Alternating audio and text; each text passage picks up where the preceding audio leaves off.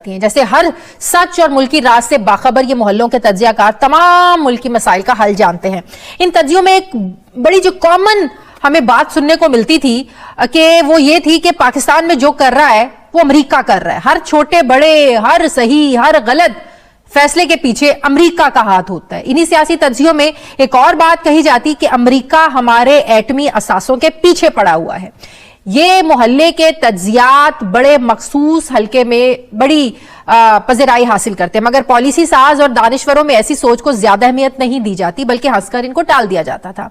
आज वो गली मोहल्ले का तज्जिया बैनुल अक़वामी सतह पर अब डिस्कस होने लगा है। क्या पाकिस्तानी एटमी असासों को लेकर जो वेस्टर्न वर्ल्ड की बिल्ली है, क्या ये थैले से बाहर आ गई है?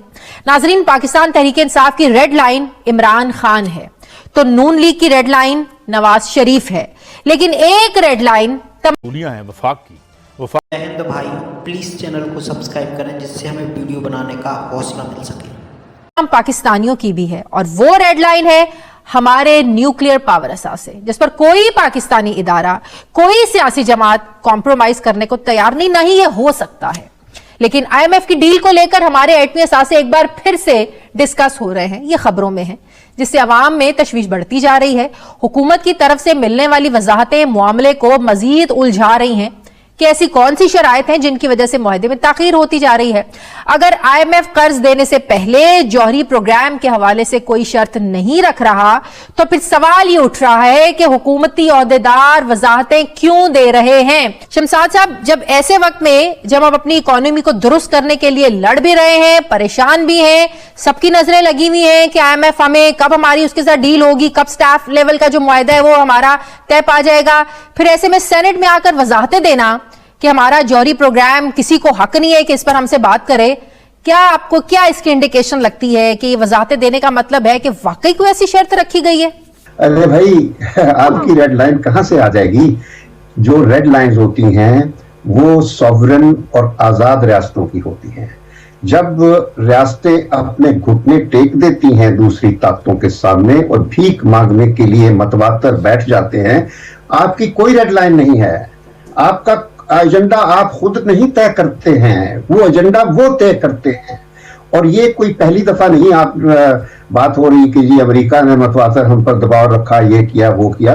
अरे भाई, अमेरिका ने तो करना है। अमेरिका 75 साल से दबाव नहीं रख रहा, वो अपने मफादात को सब कर रहा है। उसके जो अपने मफादात में वो हर चीज वो करता रहा है 75 सालों में। उसके मफाद में था कि जब सर्द जंग हो रही थी, कोल्ड जंग हो रही थी, कि पाकिस्तान को एक वो जो मर्सनरीज हैं उसके तौर पर हमसे काम ले और हमारे हवाई अड्डों को इस्तेमाल करके उस वक्त की जो सोवियत यूनियन होती थी उसकी इलाकाई नक्शा कशी करे, और वो उसने किया। उसके बाद उसके मफाद में था कि वो मुसलमानों के जरिए से ही अब अपने असली दुश्मन जो सोवियत यूनियन था उसको किस तरीके से डिसमेंटल करे। तो उन्होंने फिर अफगानिस्तान में एक खला पैदा किया जिससे सोवियत यूनियन को सकिल किया गया, बिल्कुल वाटरलू की तरह। जब जिस तरीके से वाटरलू एक मैदान जंग दिया गया था जर्मनी वगैरह को, तो ये दे के सोवियत यूनियन को वहां बुलाकर फिर मुसलमानों से, हमारे मदरसों के बच्चों से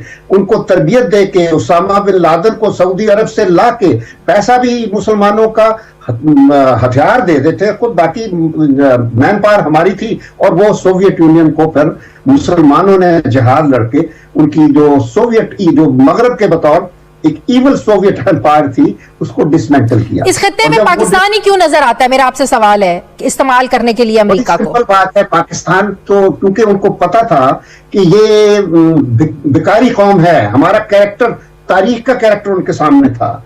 और वैसे भी जिस वक्त इंडिया तकसीम हो रहा था, अमेरिका ने 1941 में अपना एक सफीर भेजा, बल्कि वो सफीर इंडिया में होता था बरतानिया के गवर्नमेंट के सामने, और वो उसको कहा कि तुम कायदे आजम को कहो कि भी तुम ये छोड़ दो तकसीम की बात।